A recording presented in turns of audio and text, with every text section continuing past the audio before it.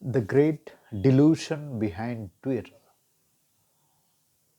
Social media like Facebook, Instagram, Twitter এইসব কিছু নিয়ে আমাদের একটা মতিভ্রম আছে। Just like the famous American journalist Jacqueline write a popular opinion in New York. I tried to discuss about this opinion and elaborate the things what he says about the great delusion behind Twitter. Well, Dick Costello, the CEO of Twitter from 2010 to 2015, once said in 2013 that Twitter is or need to be the world's town square. What does it mean? It actually means that world need a town square. What we mean as a town square? Town square meaning a place in a city, an important place in a city where people gather for different reason, right? সেখানে হয়তো বা কোনো মেলা হয়, কোনো বড় বড় প্রতিষ্ঠান থাকে, কোনো রিজনে গ্যাদারিং হয়, হতেই থাকে। The most important place in a city. তো ঠিক এরকমভাবে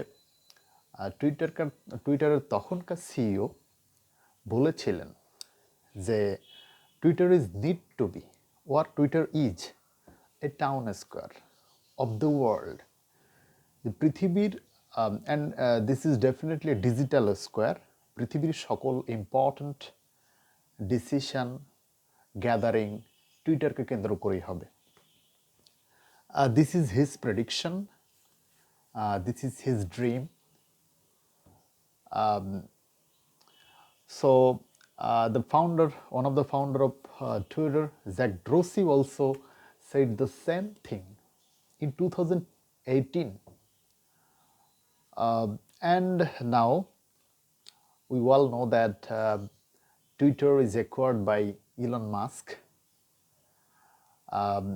He also says the same thing, like because it is important to the future. What he says that the reason I acquired Twitter is because it is important to the future of civilization to have a common digital town square. Pretty same as Dick Costello and Jack Dorsey. So what we can see here, actually they have a great delusion behind Twitter. So এই delusion, এই যে metaphor about Twitter, even people, সাধারণ জনগণও Twitter কিংবা any social মিডিয়ামকে নিয়ে এরকম ধরনের চিন্তাই করে যে এই সোশ্যাল মিডিয়ামগুলোই হচ্ছে সবচাইতে মানুষজনের গ্যাদারিংয়ের, কমিউনিকেশনের একটা টাউন স্কোয়ারের মতো, রাইট? এই এই এই যে মেটাফোর, এই মেটাফোরকে কন্টেন্ট করেছে Ezra Klein, the famous American journalist, political analyst, and New York Times columnist. And actually, I am totally agree with him. He actually argue this metaphor with three category. These are I elaborate these things both in Bangla and English. First, তিনি কি বলতে চেয়েছেন? There is not, cannot be, and should not be a global town square. The world needs many town squares, not one. Public spaces are rooted in the communities and context in which they exist. This is true too for Twitter. What is the meaning of this statement? Actually, he tried to understand us that Twitter, there is not and cannot be and should not be a global town square. মানে পৃথিবীতে একটা মাত্র global town square নাই বা থাকার দরকার নেই বা হতেও পারে না। এটার মানে আসলে কি? এটার মানে হচ্ছে তিনি একটা উদাহরণ দিয়েছেন। What Twitter is for activities in Zimbabwe is not what is for gamers in Britain. পৃথিবীতে এক একটা অঞ্চলে, এক একটা সমাজ ব্যবস্থায়, এক একটা কমিউনিটিতে এক এক ধরনের প্রয়োজন রয়েছে টুইটারের কিংবা অন্যান্য সোশ্যাল মিডিয়ামের। সেখানে ডিফারেন্ট কাইন্ড অফ কনটেক্সট রয়েছে, ডিফারেন্ট কাইন্ড অফ নিডস রয়েছে। যে টুইটারের অ্যাক্টিভিটিস জিম্বাবুয়ে যেমন, ব্রিটেনে ওই একই ধরনের অ্যাক্টিভিটিস না, ওই একই ধরনের কাজ না। So in that case there should not be one global town square because people are different, the society are different, right? Zimbabwean society, Zimbabwean context, ব্রিটেনের কনটেক্সট এক না, তাহলে এখানে ওয়ান গ্লোবাল স্কোয়ার কিভাবে হয়, ওয়ান গ্লোবাল টাউন স্কোয়ার কিভাবে হয়, right? He perfectly said that. দ্বিতীয় যে ব্যাপারটা তিনি বলেছেন সেটা হচ্ছে টাউন স্কোয়ার আর public spaces governed in some way by the public, that is what makes them a town square.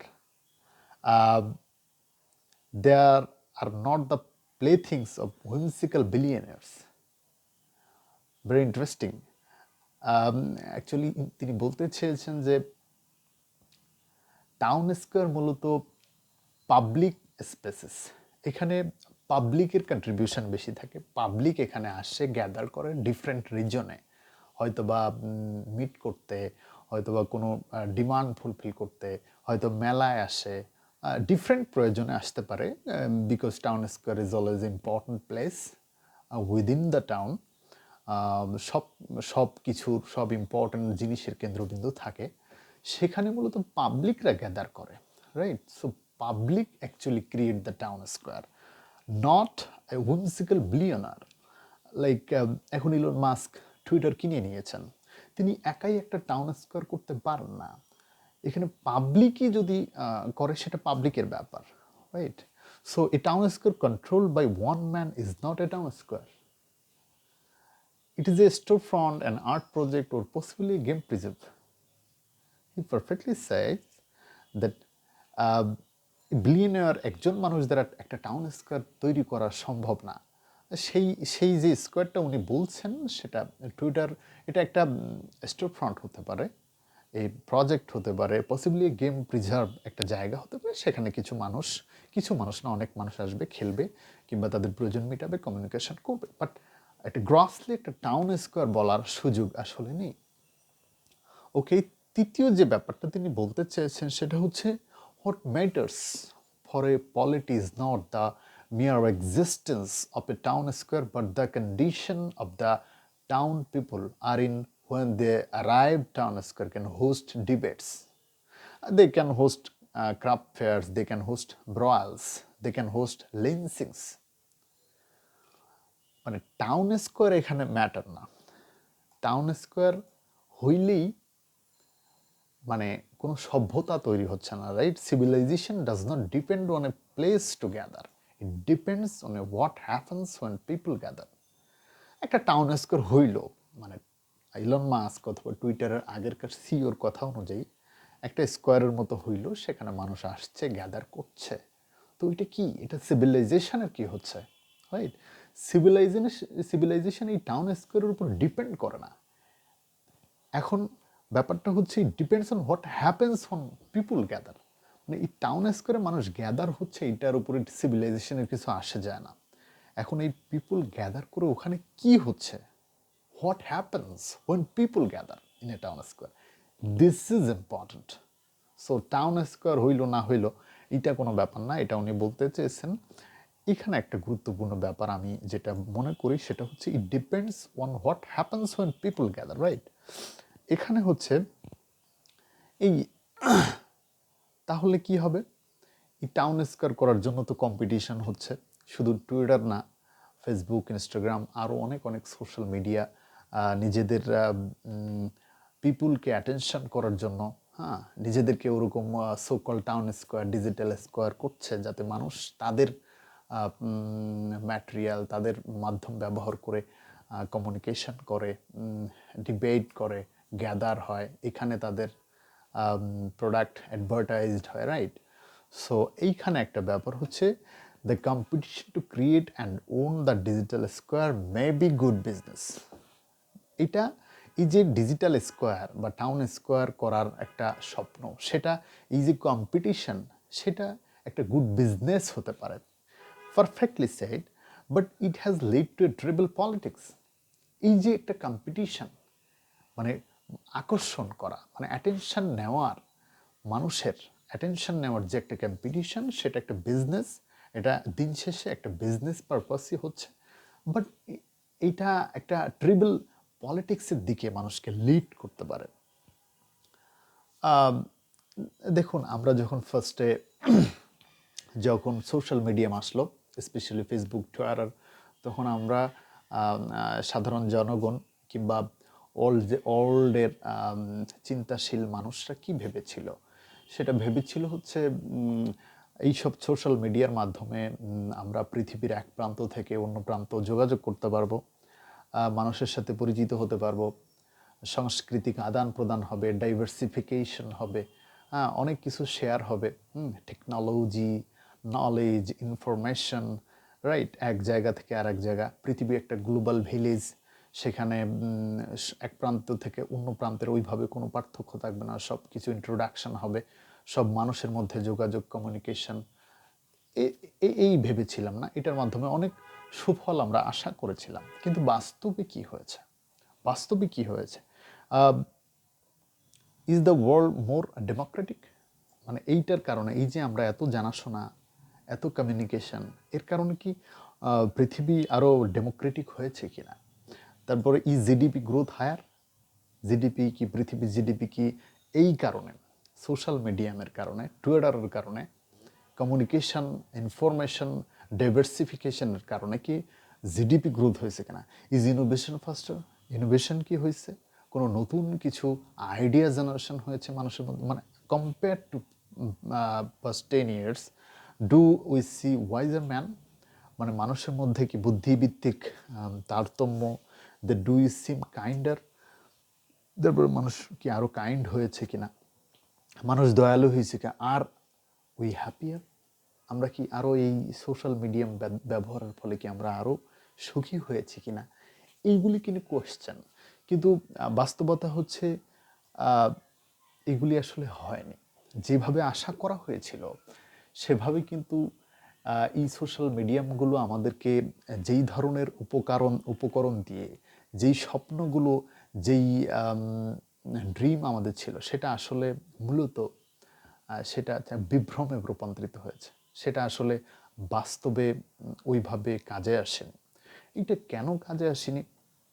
এটা কেন একটা শুধুমাত্র একটা কি বলা যায়, যেটা দিস ফেমাস জার্নালিস্ট বলেছেন, সেটা হচ্ছে this competition to create one digital square may be good business.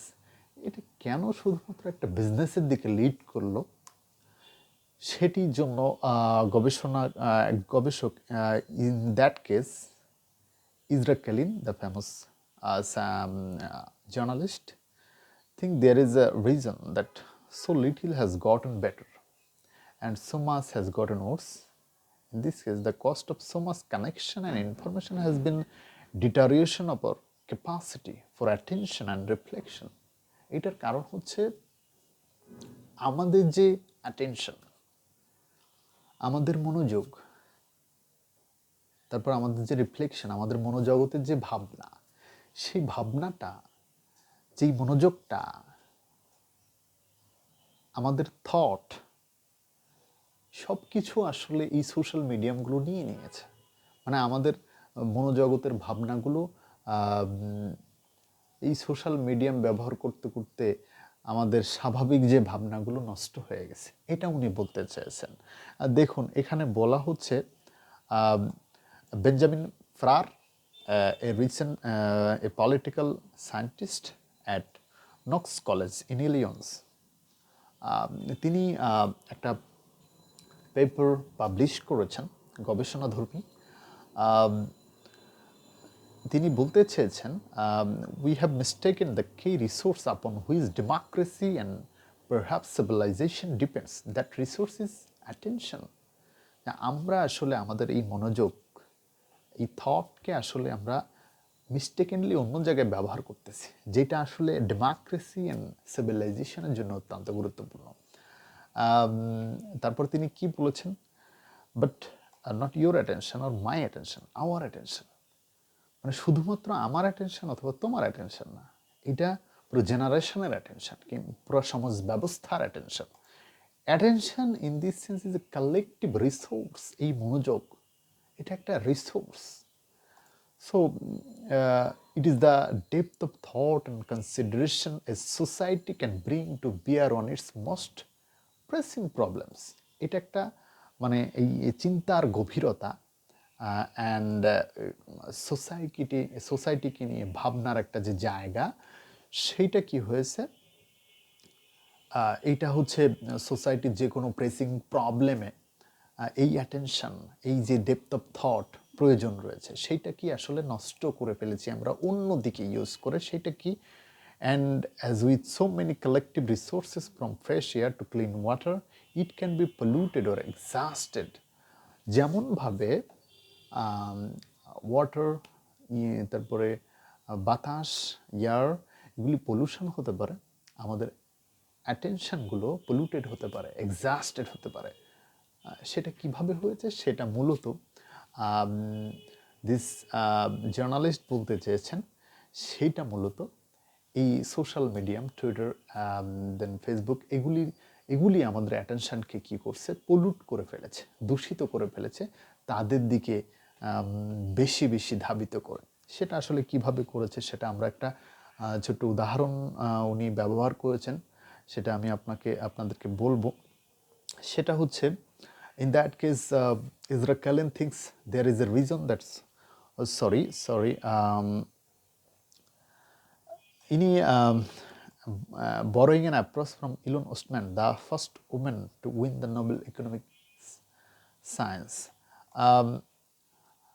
The first women, Elon Ostman একটা উদাহরণ এই ব্যাপারে দিয়েছিলেন, সেইটা উনি উল্লেখ করেছেন।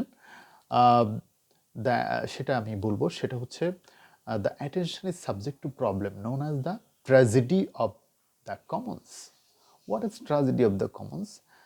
A classic example of tragedy of the common is the open pasture. Okay, এই উদাহরণটা মূলত আমি পড়েছি, সেটা হচ্ছে একটা মাঠ, একটা তৃণভূমি, একটা খোলা তৃণভূমি, সেখানে অবশ্যই ঘাস আছে, সবুজ ঘাস।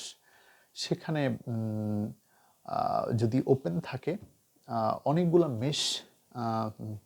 মেষ শাবক, রাইট, অথবা গরু ছাগল, এগুলি হচ্ছে ডেফিনেটলি ওখানে যাবে, সেখানে তারা ঘাস খাবে। যদি সেটা প্রপারলি নিয়ন্ত্রণ করা না হয়, প্রপার ওয়েতে, তাহলে কি হবে, মানে যে যার মতো, যেই রাখালরা যে যার মতো গরু ছাগল ছেড়ে দিবে, তো একটা সময় কি হবে, ওইখানে আর কিন্তু ওই সবুজ ঘাস তৃণভূমি থাকবে না, যদি এটা প্রপারলি ওয়েতে এটা ম্যানেজ না করা হয়, রাইট। তো ঠিক তেমনইভাবে আমাদের মনোজগৎ, আমাদের অ্যাটেনশনও ওরকম তৃণভূমির সাথে তুলনা করেছেন এই বিখ্যাত সমাজবিজ্ঞানী। উনি বলতে চেয়েছেন যে মানুষের মনোজগৎ, মানুষের attention is the same place where যদি কোনো প্রপার ম্যানেজমেন্ট না থাকে, তাহলে কোনো না কোনো কিছু দিয়ে সেটা ভরে যাবে এবং তার এই অ্যাটেনশনকে মানে খালি করে ফেলবে আর কি। সেটা অ্যাটেনশনকে মানে প্রপার জায়গায় না দিয়ে অন্য যে কোনো জায়গায় যেই জিনিসটা আগে ঢুকতেছে, যেই জিনিসটা আগে অ্যাটেনশনের মনোযোগ আকর্ষণ করতেছে, সেটাই সেই attention, because this is a limited resource as per her saying, সেই অ্যাটেনশনকে সে পলিউট করবে। যাই হোক, সেটা হচ্ছে কি বলছে, soon enough the pasture is bare and the resource is depleted. So যেমনইভাবে মাঠের ওই যে তৃণভূমির রিসোর্সগুলা, যে সবুজ ঘাসগুলা ডিপ্লেটেড হয়ে যাচ্ছে, তেমনইভাবে আমাদের অ্যাটেনশনও ডিপ্লেটেড হয়ে যাচ্ছে এই সোশ্যাল মিডিয়ামের কারণে। এই উদাহরণটা দিয়ে উনি এটা বোঝাতে চেয়েছেন, রাইট? ওকে, সো